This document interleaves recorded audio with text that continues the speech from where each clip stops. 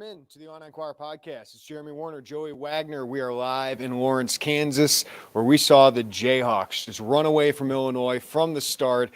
Illinois makes a little bit of a fake rally, get into the game late, but aren't able to really push Kansas to the limit. 34-23 loss, and we got a lot to talk about here, Joey Wagner, because Illinois' defense struggles yet again. 400-plus yards in back-to-back games. We saw some concerns against Toledo last week, giving up 400 yards and 28 points, and then like knife through butter, Kansas goes through Illinois. Jalen Daniels might be the most dynamic quarterback they see all year, maybe the best quarterback they play all year. You knew Kansas was going to score, but that was too easy. 500-plus yards Illinois gives up. Kansas scores on 6 of the first 8 drives.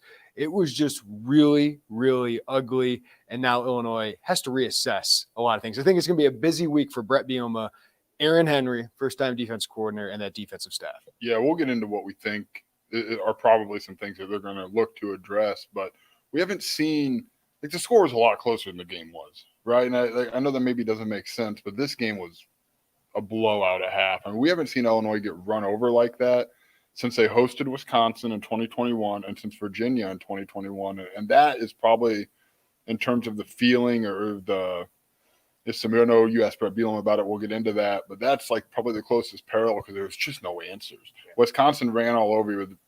Virginia that year, Virginia threw all over you. And then tonight, Kansas. And I think the most telling group of drives was Illinois finally figures it out offensively in that first half. You get within 14 and you think, okay, let's see. I mean, there's 40 seconds left. And I looked to you. I said, probably should give a field goal here, right? And that play on third down, Jalen Daniels made that bomb. It just felt like it doesn't matter. It really doesn't matter tonight. That's how this is going to go. And it's been a while, man. We have not seen this out of an Illinois football team in a year. I mean, more than a year, since almost exactly 2 years ago at this time.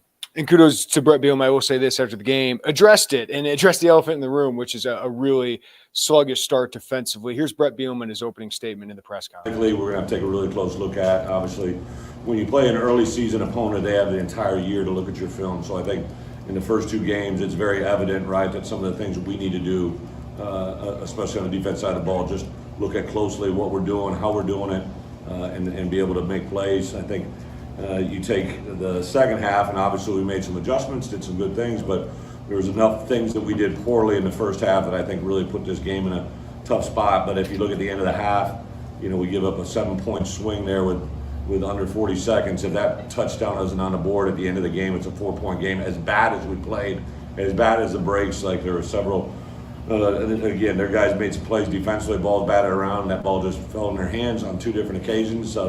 You can't beat a good team overcoming those moments. So enough positive. I thought a couple guys defensively really took a challenge and played extremely well. It's good to see Xavier make that play in the end zone shot. Good to see Johnny make some plays.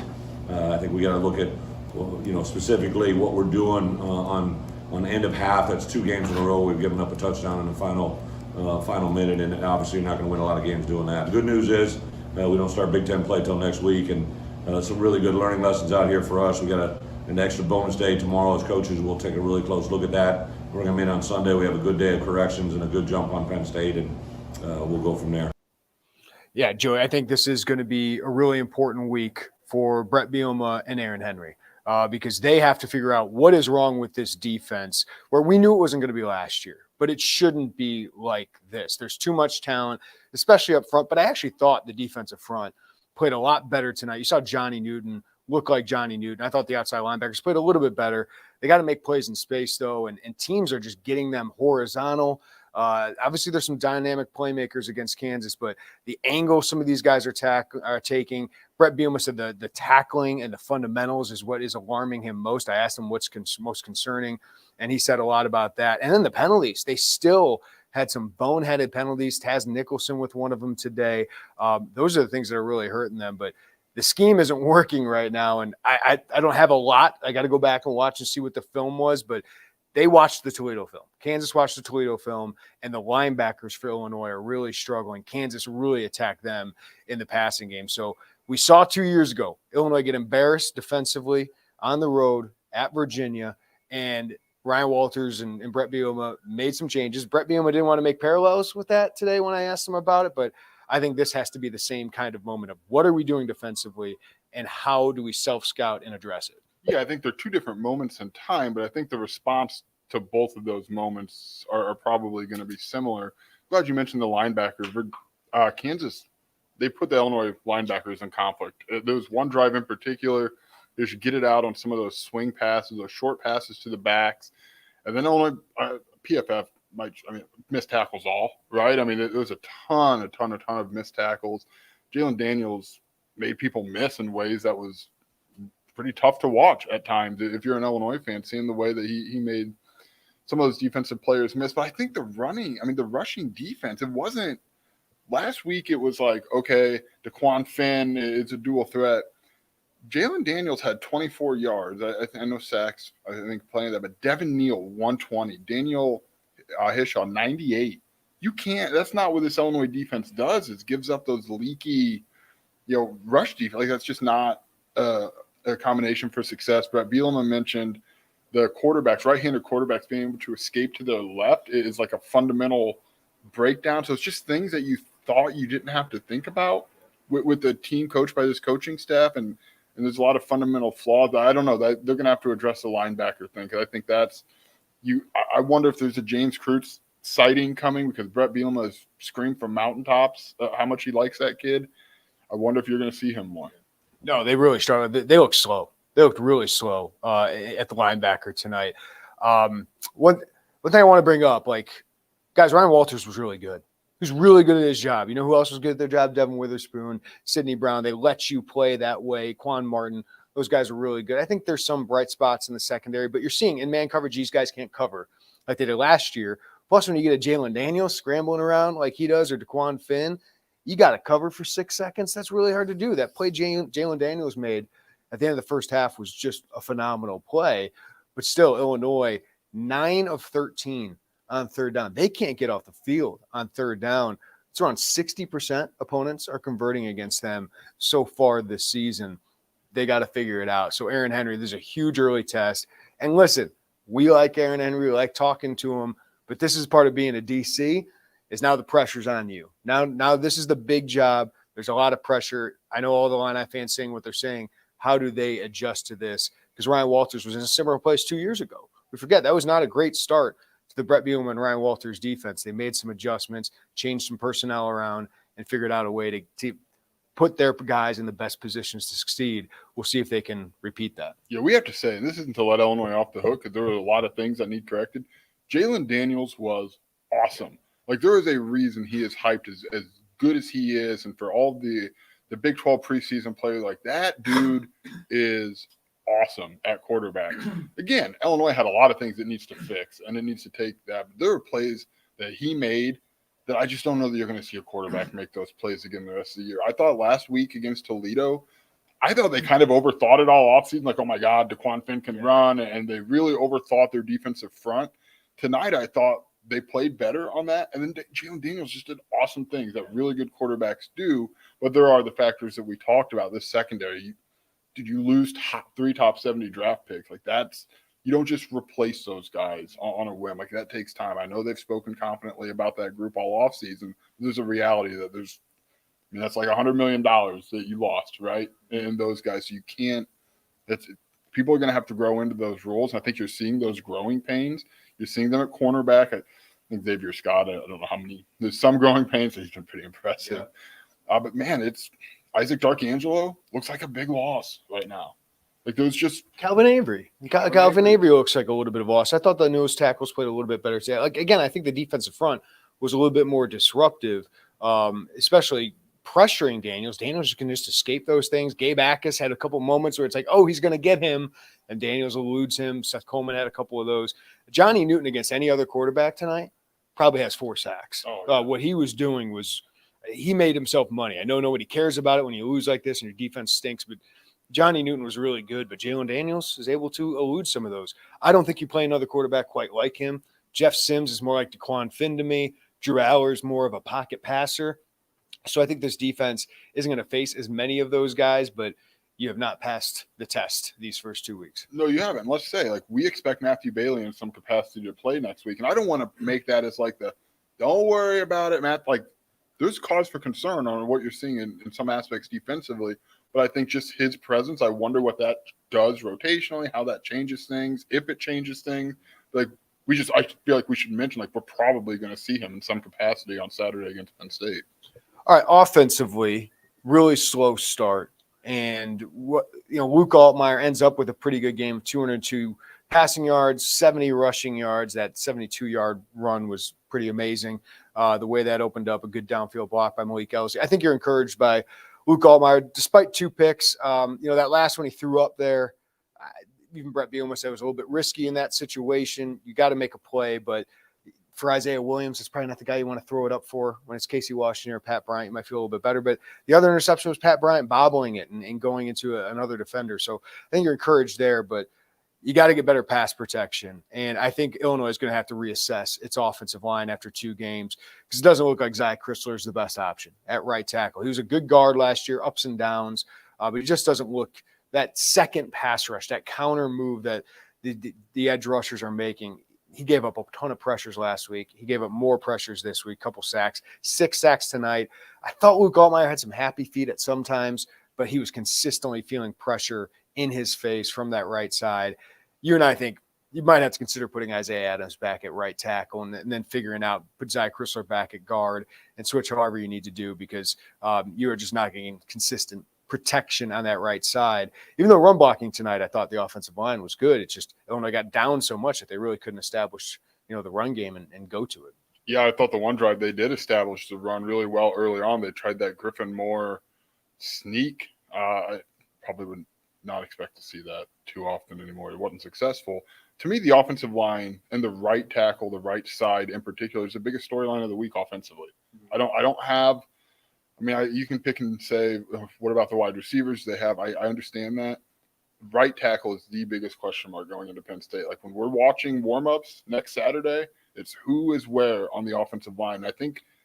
I know they want to keep that left side together of Julian Pearl and Isaiah Adams, and there's continuity. If they didn't want to do it, they would have just moved Isaiah Adams in the winter and been done with it.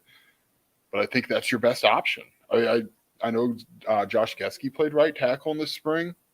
There's a reason he's not there now, right? I mean, if he was that good in the spring, they would have kept Chrysler at guard. I think your best bet is to move Adams over there and have Geske and Chrysler or Jordan Slaughter is in that mix. 2 of the 3 best of that group go because that right side, that last drive, Jeremy, which was, I mean, it's kind of felt like a fake rally, right? But that last drive when you were trying to see Illinois build something, Chrysler he got taken to school a few times. He got on that right side, and I asked Brett Bielema about it. He said they left him on an island. I don't know why you would do that because it's not a successful recipe. I'd be hard-pressed to think that doesn't get changed going into Penn State because it's clearly not the best answer. And that's not a one-game overreaction. You saw Toledo's edges there have spin moves on Zy Chrysler that just show that maybe his best football is at guard. Yeah, I think that's the biggest adjustment. Listen, there were some positives on that side of the ball. I thought they were able to run the ball when they really wanted to. Average 5 yards per carry, and that takes out all that sack yardage that Luke Altmaier had. When you get behind like this, when the defense puts them in the situations, and the offense did not have a good start either, so they kind of let the defense back on the field. But this team is not built to get into shootouts. That's why we said they got to control the pace of the game. When the defense is getting gashed for 75, 82 yards, 83 yards in these long drives, and then the offense goes 3 and out, this team is not built to do that. Like, I like Luke Altmaier. I like their passing game a little bit better than last year. But I thought this team was physical up front. I thought they were actually the better team for the most part in the trenches tonight. But you just couldn't run the ball because you got to make up all these points. So you just can't be able to do that defensively. And then offensively, that play call to Griffin Moore was overthinking it. That was some Matt Nagy stuff. The offensive line was really good that drive. And I think that was a Reggie Love drive, if I'm not mistaken. Well, and Brett Bielema said, after the game, we have to figure out our short yardage situations. That's Toledo. That's what you were struggling with. It feels like you're a finesse team right now in those short yardage situations. You mentioned Tommy DeVito's sneaks. That was a go-to for them. Do they have a go-to in those gotta have it 1 yard, 2 yard situations. We have not seen Luke Altmaier under center. That's where Josh McCray is there. Caden Fagan got 1 carry tonight. You got those guys. If Illinois is going to be the physical team, they got to figure out those short yardage situations. Because if you convert that, Joey, it might be a different first half. It might be a 21-7 game or a 21-10 game at halftime, and then it feels completely different. But you're not able to convert that, and it felt like that took the air out of that offense until late in the half. Griffin Moore was a positive. We were wondering coming into tonight, where we sold the bill of goods on Griffin Moore during the spring and during the offseason, because they were saying he can be a receiving option. 4 catches, 56 yards tonight. They got Isaiah Williams the ball late in the first half, and then he really got going. 6 catches, 99 yards. I thought Reggie Love, when he got the ball, was really good. 8 carries for 45 yards. Josh McCray, when he carried it, did look good. But, offensively, I'm not overly concerned if they can figure out the protection and they can figure out the short yardage. The defense feels so much farther away right now. Yeah, I want to bring up the defense. I'm one of the 3 people in the world who still write things down. Like, it wasn't, we've seen Illinois be exposed with like just these huge plays. Like, think of the 3rd down that Daniels made to end the half.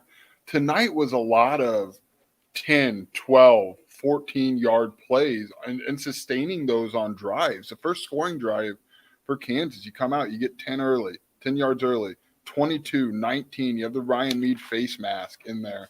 The next drive, the next scoring drive, 15, 11, 13, 12.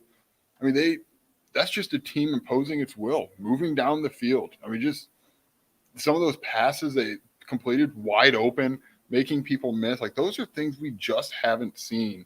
And that's where my concern is. I'm more concerned about that because it's consistent, and those 3rd downs are consistent where big plays just often aren't like a sustainable recipe. Some teams do it very well, but it's hard to sustain that. It's not hard to sustain picking up 15, 12. I mean, that's a problem. Like, there's a problem if you're able to do that as often as they were. And the plays, yards per play, 7.4. That's a ton. I mean, Illinois was 6.1, and a lot of that came late, by the way. The 72-yard run will change that number in a big way, but 7.4 is an astronomical yard per play. Last year, we knew there was going to be regression, right? I wrote that in my quick hits. It was going to happen. You lost Ryan Walters. You lost great talent. And there's nowhere to go but down after being the number 1 scoring defense in the country. I don't think any of us expected them to be that. This looked like some Lovie Smith stuff, right? Where you just aren't on the same level. Your scheme is not there. You're not all that aggressive. And you're just fundamentally not sound. That's what's so weird about this. Brett Bielema had a couple early struggle games with Ryan Walters, but since then, this has been such a physical, fundamental defense. And to have these kind of breakdowns, to miss these kind of tackles like this, to get carved up like you're not even on the same level, that's why it's concerning. And it really happened against Toledo, too. So it's 2 games in a row now. That's concerning, and they just have to address it and figure it out, whether it's changing some personnel or changing things schematically. Yeah, it's funny. The Xavier Scott end zone interception says, is that the Kirby Joseph moment? But no, because Xavier Scott isn't going anywhere. Xavier Scott's not a new face. So I don't know, like, if it's a personnel change, where do you go? Because if you're talking the secondary, do you go to a true freshman? There's only one JUCO guy, Caleb Patterson, who traveled today. Prince Ford didn't travel today. So, like, where do you go? What's the kind of the hire? Is it Sabor Kareem? Is it Jaheim Clark? Zach Toby? I mean, those are your options, right? Like, you don't have a fifth year, physically, a fifth year, fourth year guy kind of knocking on your office door saying, hey, what do we think of? Like, that's not there right now. So if it's personnel change, it's a younger move, right? Like, that'd be a move to a younger player. I don't know. I think Xavier Scott showed that he gives that versatility. He can kick outside. If you feel like you've got another nickel who can go in there. He's your best defensive back. I don't even think – like, Miles Scott had a good first game. I thought some angles he took tonight were not very good in run support. But, man, Xavier Scott looks like by far your best defensive back. And to be honest with you, Taz Nicholson's been disappointing with his discipline. Xavier Scott your number one corner? I know you use that position a lot, but, like, it's you need 2 corners. Like, Tyler Strain's been better, but, no, I think – Xavier Scott's so good in that nickel. I don't know. Like, I don't think you're benching Taz Nicholson. He needs to be better. Like, Tariq Barnes needs to be better.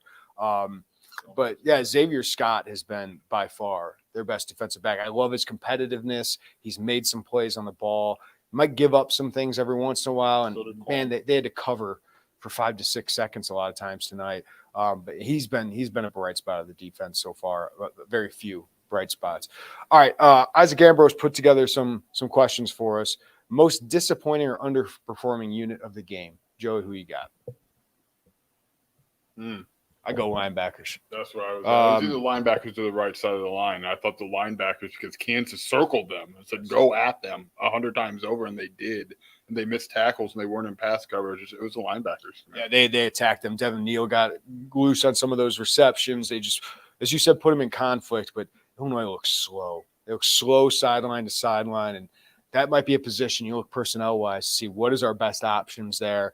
And one guy we've brought up, we haven't seen him play defense yet, but we think he's faster. We've seen him on special teams play well. I wonder if James Krutz gets some snaps at some point just to see what he is.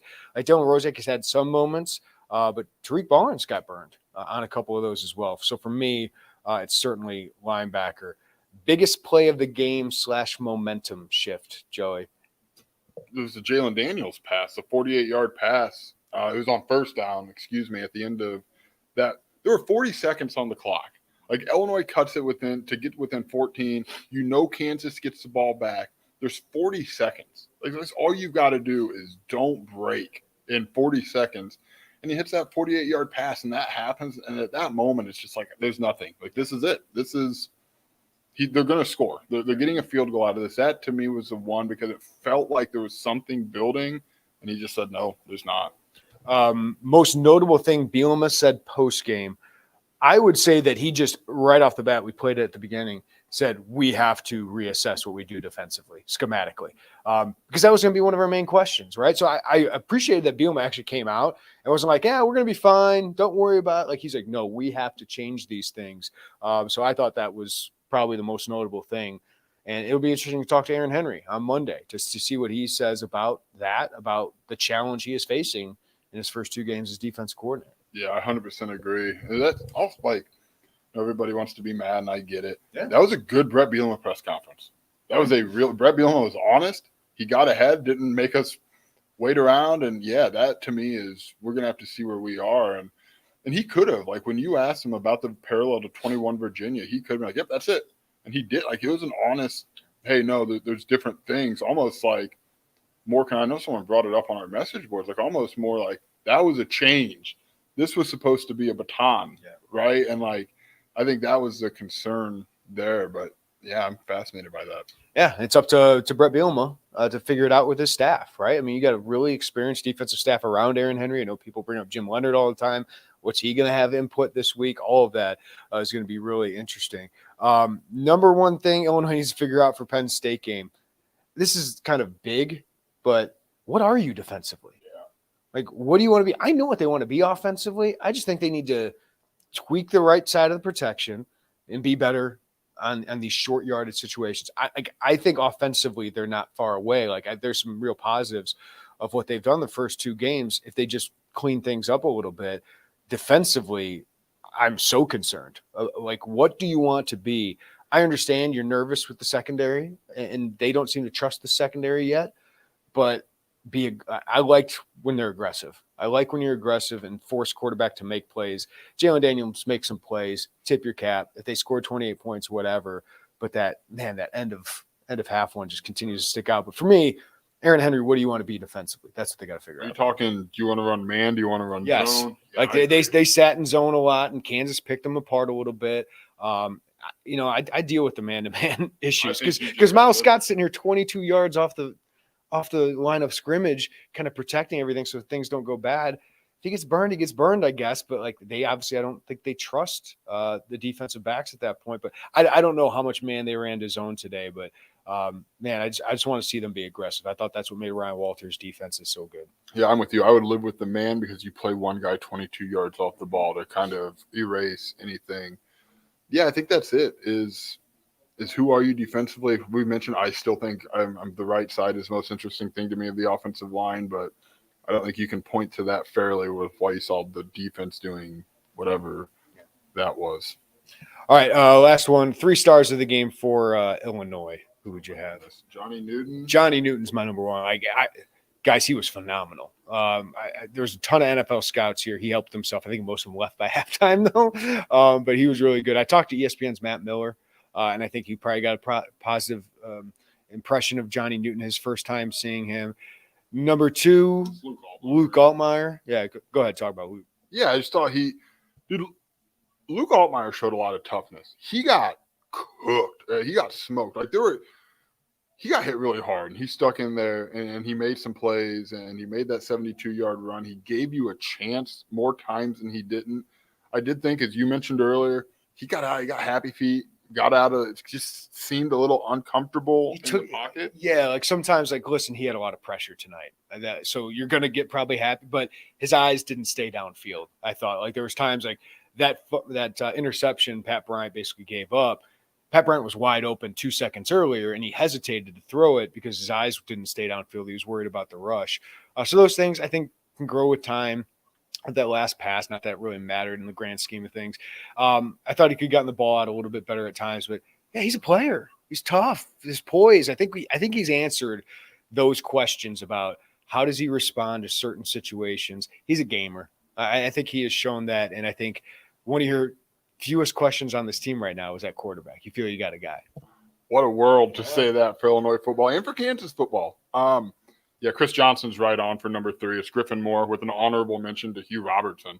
I mean, seriously, Hugh Robertson was good. He's not a question. The narrative around him probably needs to start changing a little bit. But Griffin Moore, Illinois' not gotten tight ends involved in the passing game nearly enough for the better part of 5 years. I mean, since I've been covering, this is my 6th year covering, and Daniel Barker with the exception there.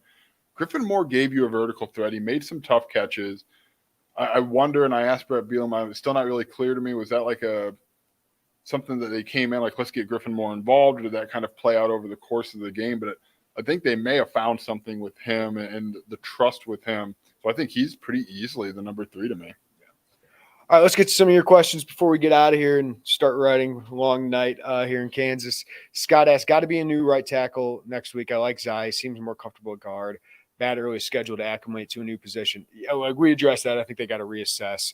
And they've done that in previous years of looking at what they have on the offensive line. Now you have a 2-game sample size. It's 1/6 of the way through the season. And, man, you got Chop Robinson and that Penn State defense coming up with, 3 top 20 prospects in the NFL draft. Or one's on the offensive line. But Kalen King, corner's really good. Huge test for Barry Loney and his crew. I got a bigger questions about the other side. But, yeah, I think you got to figure out. Zy Crisler missing time in camp didn't help either. The last few weeks, right? I mean, the last week and a half or so. Yeah, so that's certainly a position they got to look at here. Andrew Daff says, Luke wasn't perfect, but he accounted for 80% of total offense tonight and all 3 touchdowns. And, yes, some decision mistakes, but both interceptions hit his wide receivers both in the hands before landing in the defenders. Yeah, I mean, you expect a little growing pains. I'm not expecting Luke Altmaier to be perfect. I didn't think he had a perfect night tonight, but no, he's been really encouraging. He's a playmaker, and he's a player, and, man, his legs are phenomenal. Like that Red Sea parted.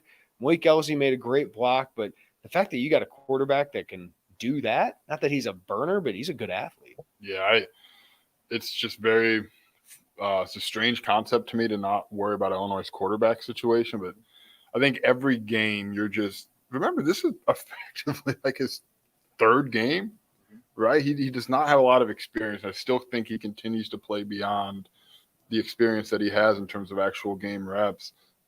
They got something there. There's just a lot around there that they need to figure out. Scott brings up a good point. I like kicking Adams over to tackle for the passing game, but if they don't have that elite left side to fall back on in the run game, I get a bit worried. And that's what I think kind of gets overlooked tonight. I thought they were great run blocking. The one short yardage situation I thought was more play calling than the actual offensive line. I thought the offensive line, the other 4 guys actually had a pretty good night tonight, and that left side was moving people. So that's what they got away. I'm not sure they move Zy Crisler. Maybe they give it another game, whatever it is, but you got to start reassessing and figure out. Brett Bielema said, who are our best 5? And what is our best 5? What is the combination of it? It's got to be reassessed. I think you have to make that move. And maybe if you want to put Zy Crisler at left guard, if you feel like he can move people along with Julian Pearl, or you put – the right side becomes your road grading with Adams at right tackle, Zy Crisler at right guard. Josh Geske's a big dude too, and he plays with a lot of power. I thought, yeah, Brett Bielema mentioning that, like, we have to figure out our best five. That's fairly unprompted. And, like, that was a very telling thing. And I think, look, Chop Robinson coming to town probably accelerates any timeline you would hope, because that's the guy who can wreck a game in the way that, not to rehash the 2018 season, but in the way that AJ Epinesa completely – do you remember that? AJ Epinesa eviscerated Illinois. And, like, Chop Robinson can do that. Like, you can't run that risk. That probably accelerates some thought. Joseph, why are outside linebackers so terrible, and why don't our best player on offense touch the ball until 2 minutes left in the first half? Yeah, I mean, the other teams know about Isaiah Williams, and they try not to give him the ball, but you got to get Isaiah Williams the ball earlier in the game. I thought the outside linebackers were better, and they put themselves in position. I thought they guarded on some of those pitches a little bit better, but they just got to make the plays. Break down, make the play. I thought Gabe Akis over pursued Daniels a little bit too much. When just keep contained and push him into the rest of the wash there. I just think they get some over aggressive to try and make a play sometimes, when you really just got to do your job and make sure your other teammates. And sometimes that might be trusting your teammates to make the play. Johnny Newton made a comment after the game. I asked him, like, hey, you were so good last year. What has changed? He said, last year's in the past. Like, we can't think about that anymore. We got to figure it out for now. And this defense doesn't seem to trust each other in making the plays. And why would they? Because they're not making them right now. Yeah, and I think that goes back. You mentioned team speed earlier, and you always hear this coaching staff think less, play fast, right? And it feels like everyone is thinking. Yes. And I think like that is – I don't think this team is fundamentally slow, right? I mean, I think the speed on the team, could they be faster? Sure, whatever. Kansas sure looked faster tonight. Yeah, but I think some of that is just compounded by the fact that they aren't mentally playing very fast. I don't know how much they're trusting where they're supposed to be. Like, I think that, to me, is the issue, rather than physically, are you physically fast enough? Steven, I worry Penn State will put 7 touchdowns and end the 2023 season next week. Listen, Penn State most likely will win because they're the more talented team, and their defense is really, really good. And Illinois' defense has so many issues right now. The one thing I would say is the offense for Penn State, it's a little bit more traditional than what we see with the two offenses we've seen here. So maybe that'll help Illinois if you have more of a pocket passer in Drew Aller.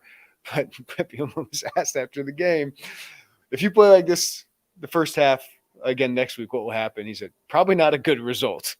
It's pretty clear. You can't play like you did in the first half again and expect to compete with a team like Penn State. Oh, no, you cannot. Also, what does in the 2023 season mean? There's still wins sitting out there. I mean, I get it. Like, there are things that you see in these first two games that are like, yikes. But still wins sitting out there. I don't think the season ends if Penn State scores a lot of points. Yeah, and I mean, this was always on the table. This is a tough start to the season. They're turning the lights off on us, by the way, here at Kansas as we approach midnight here. But yeah, this was always going to be a tough start to the season.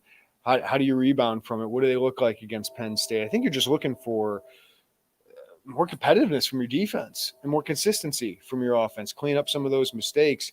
But yeah, that's the toughest opponent on your schedule. I think Kansas is a dynamic offense. Kudos to Lance Leipold, man. There was a reason I talked about him a lot when Illinois was searching. They run great stuff. They run really great stuff offensively. I think it's Andy Kotelnicki is their offensive coordinator. It's just fun stuff. It reminds me of like West Virginia back in the day. Calls. He'll get some calls in the offseason. He's a good offensive coordinator. Yeah. So, yeah, I think that's going to about do it. Do we have anything else we need to get to here? I mean, people really upset. I get it.